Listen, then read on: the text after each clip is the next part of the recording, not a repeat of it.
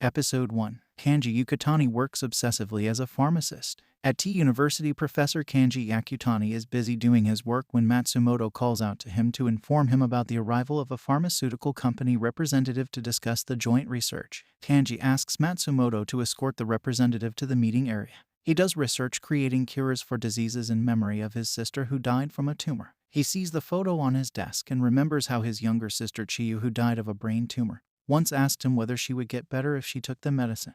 But as her tumor couldn't be fully removed and the medicine had stopped working on her, nothing could be done to save her, and even her parents and relatives gave up on her. This broke Kanji as he blamed the fact that there should have been effective medicine to save her. This eventually lead focus on finding more effective medicine for the disease. He continues working throughout the night and decides to take a 45-minute nap while the compounds process. He falls asleep while hoping to run a town pharmacy someday.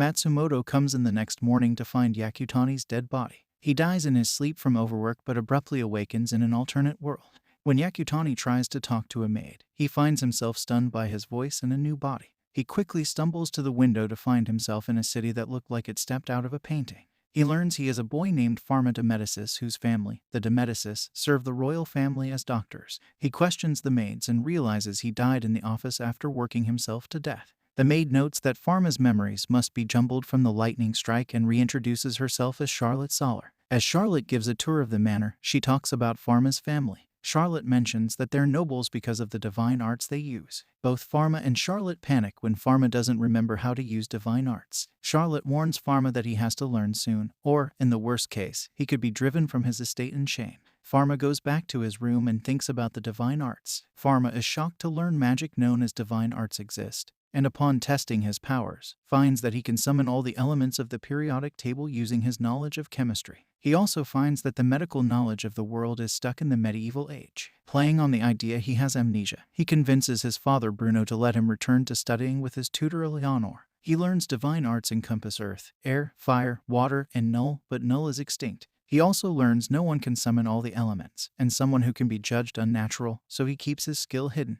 Leonor discovers that next to his odd change in his personality, Pharma's magical capacity has increased almost to infinity. He possesses the divine eye that can detect all illness and injury, and his body no longer casts a shadow. Eleanor flees, believing him to be a monster. Episode 2. Pharma de Medicis hears from his father, Bruno de Medicis, that Eleanor Bonifoy is out with a cold. He also mentions that Eleanor isn't coming and asks if something happened. Pharma remembers what happened earlier but says nothing to his father. Bruno gives him a letter and potion to give to Eleanor. Pharma notices the potion will only have the same effect as a nutrient drink. He makes some acetaminophen and sal for Eleanor. Pharma visits Eleanor at her home but finds her terrified as she believes him to be one of the Panictheos, the gods who rule divine arts. Pharma offers medicine twice and Eleanor thinks it's poison. Pharma dissuades her fears both times and mentions that he needs her to continue tutoring him. Eleanor prays for Pharma to spare her in exchange for not telling anyone what he'd become. Pharma says that he needs her to help teach the divine arts since they aren't written down and he is still a novice, but will leave her alone if she wishes. He knows he may not change her mind, so he gives her a bouquet of cerulean flowers along with the medicine. After some time passes, Eleanor dissuades her own fears by saying the Panictheos is a peaceful deity, and takes the medicine. The next day, Eleanor returns to the estate to continue teaching the divine arts to Pharma. He notes that she's still wearing armor, but she says it's a precaution. She thanks Pharma for the gift and takes him to a deserted island to continue learning. There are many hurdles, but Eleanor is determined to help Pharma gain control of his arts. Practicing with the divine eye, Pharma begins diagnosing and creating treatments for the household servant. But after Charlotte explains that de Medici only serves royalty and medicines from commoner doctors are expensive, he decides to make medicine available for all social classes. Pharma's sister Blanche contracts chickenpox. Pharma creates a treatment using techniques from Earth, but as no one in this world knows of these treatments, he makes Blanche promise to keep it secret. Bruno is surprised at Blanche's quick recovery but doesn't seem suspicious. To better use his divine eye, Pharma creates a pocket-sized Leeuwenhoek microscope. Bruno summons Pharma to join him in providing treatment to the Empress herself. Episode 3. Pharma accompanies his father, Bruno, to the royal palace where Her Majesty's condition has turned for the worse. On the way there, Pharma notices his father's bad cough but isn't able to use his divine eye at the time. They meet up with Claude de Chauliac, the head physician, and eventually Queen Elizabeth. Pharma makes note of his father's tests and how they turn to the stars. Despite this, Bruno assures the queen that she'll be fine. Pharma knows better and believes that they're treating the situation as a euthanasia ritual. He decides to use his divine eye and determines that the queen has tuberculosis or the White Death. He's unsure if he should step in until Elizabeth's son, Louis, and his retainer Noah comes in. Louis cries for his dying mother, so Pharma steps up saying there's a new medicine for the White Death. Everyone tells Pharma to stop, but the queen hears Pharma out and agrees to be in Pharma's care. Pharma seals himself in a laboratory and begins creating a 4-drug cocktail: isoniazid, pyrazonamide, ethambutol, and rifampin. He begins with rifampin and even draws the molecule out to get a clear image of it. As he's creating it, Bruno bursts in demanding that Pharma should cease his foolishness. Pharma is surprised that Bruno is aware of the White Death, even calling him a brilliant pharmaceutist. Pharma says that a cure does exist and that Bruno will have to take it since he caught it while tending to the queen. Pharma tries to get back to making rifampin but is stopped by his father's divine arts. Bruno asks what Pharma is trying to create and that if Pharma can't answer, he'll call it poison. He attacks again, but Pharma stops it and makes a barrier of ice. Bruno is stunned, asking who Pharma is and what he means to do. Bruno ends up turning to the book on a table nearby and looks through it. Pharma answers that knowledge is in that book that came in a dream when the lightning struck. Bruno notices the holy mark of the Panikthios on Pharma's arm, saying that his god granted his blessing to his youngest son.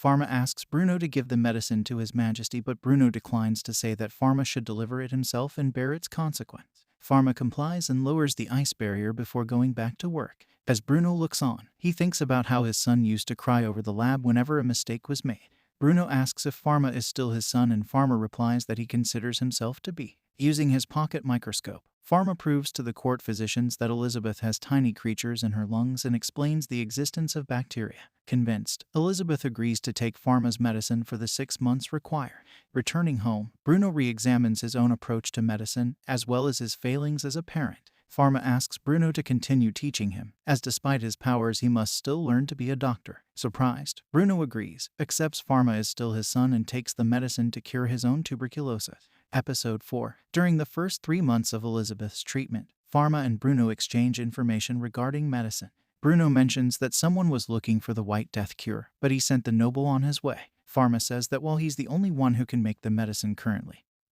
he will eventually make the method public, for he believes all knowledge on medicine is to be shared. Bruno mentions that Pharma's ideas may seem insane or heretical to others. He also mentions that someone may have brought the White Death into the castle. Pharma mentions that the transfer rate is pretty low considering the circumstances. As Pharma leaves, Bruno thinks about one such heretic. Before Pharma sees the queen, he's pulled aside by Noah, who gossips about what the empress could reward him with. Pharma has no ideas at first, but then mentions that he wants to open up a pharmacy in the capital to tend to the rich and poor alike. During the meeting with the queen, she mentions how she'll likely not have a claim to the throne since she was brought low by disease. Pharma assures her, saying that she has the faith of her son and her people behind her. He also hints that she'll treat her second life better, just as he did. After 3 more months, a ceremony is held for Pharma and Bruno at the royal court. A fully healed Elizabeth II grants Bruno the land of Marcera. She also promotes Pharma from apprentice to official royal pharmaceutist. She also gives permission for him to open his pharmacy in the capital. Pharma sees the carpenters and stonemasons who have come to help Pharma work on his pharmacy. Eleanor and Charlotte also come to help out. Pharma eventually makes a floor plan, and everyone goes to work right away. Later, when asked about what he'll call the pharmacy, he offered some ideas. He accidentally mutters how his pharmacy would be a parallel world pharmacy, and it becomes the new store title. Almost immediately, Veron, head of the St. Fleu Pharmaceutist Guild, attempts to undermine Pharma and is furious his medicines will be cheap enough for commoners. But he is scared away by Eleanor before he can cause trouble. Pharma hires Charlotte as an errand girl, but still requires someone to manage accounts and paperwork. Coincidentally, Bruno retires his own accountant Cedric due to his failing ability to walk, so Pharma hires Cedric while promising to treat his legs. Bruno gives Pharma a fortune in gold to help get the pharmacy going. Pharma correctly deduces Bruno deliberately retired Cedric to allow Pharma to hire him, and is grateful. And that's all for today, guys. Stay tuned to get more new videos. Stay safe and keep watching.